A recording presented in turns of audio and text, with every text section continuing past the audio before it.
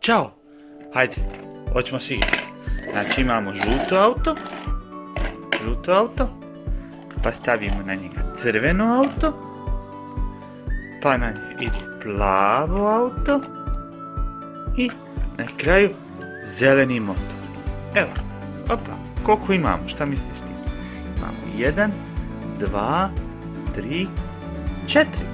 Znači imamo zeleni motor, plavo auto, crveno auto, žuto auto. Znači, zeleni motor, pa imamo plavo auto, pa imamo crveno auto, vidiš? Bum, bum, kako ide auto? Bum, bum, jel? Pa imamo žuto auto, vidite, žuto auto.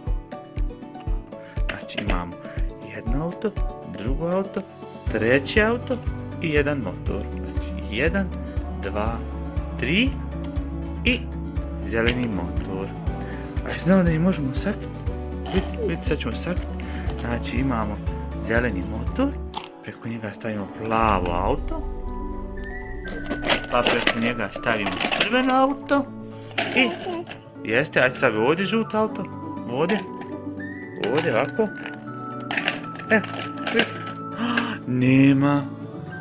Znači moramo skloniti žuto auto, pa sklonimo crveno auto, pa sklonimo plavo auto i eto ga, sad svi se vidi.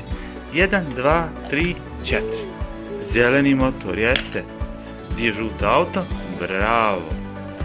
Bravo. Ajde sad uzmemo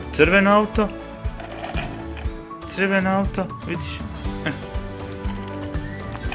I na kraju plavo auto.